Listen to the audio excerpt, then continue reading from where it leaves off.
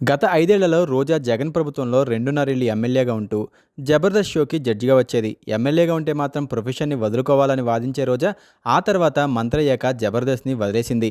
ఆ తర్వాత 2 ఏళ్లు మంత్రిగా చేసింది. మంత్రిగా నగరి ప్రజల కష్టసుఖాల కన్నా ఆమె రోజుకో చీర కట్టి పెట్టిన నగలు పెట్టకుండా అందంగా రెడీ అయ్యి జగన్కి భజన చేయడమే పనిగా పెట్టుకుందనే మాట చాలా మంది నోటి వెంట వినిపించింది. నగరిలో ప్రతిరోజు తిరుగుతూ తనకు తాను పబ్లిసిటీ చేసుకుందంటూ వైసీపీ నేతలే ఆమెకు ఎదురు తిరగడం, ప్రతిపక్షాలపై అనరాని మాటలతో రెచ్చిపోవడంతో 2024 ఎన్నికల్లో రోజాకి ఓటమి తప్పలేదు. ఓడిపోయాక రోజా కామ్గా ఉంటుందనుకున్నారు. కానీ నెక్స్ట్ డేనే ఒక వీడియో రిలీజ్ చేసింది. తనని ట్రోల్ చేస్తున్నారు, ఆడదాన్నని కూడా చూడకుండా మాట్లాడుతున్నారు, కానీ ఒక మహిళ కుటుంబం కోసం ప్రజల కోసం కష్టపడుతుందంటూ కన్నీళ్లు పెట్టింది. ఇక ఈ మధ్యనే మంచి చేసి ఓడిపోయాము, చెడు చేస్తే సిగ్గుపడాలని ట్వీట్ చేసింది. ఈ రోజు ఉదయమే రీసెంట్గా ఒక వీడియోని షేర్ చేస్తూ రోజుని చిరునవ్వుతో మొదలుపెట్టి చిరునవ్వుతో ముగించాలంటూ తను నవ్వుతున్న వీడియోని షేర్ చేసింది. ఏంటి రోజా ఓడిపోయాక ఫిలాసఫీ చెప్తున్నావు అంటూ నెటిజన్స్ కామెంట్స్ చేస్తున్నారు. అయితే రోజా మాత్రం తన కమెంట్ సెక్షన్ ని బ్లాక్ చేసింది.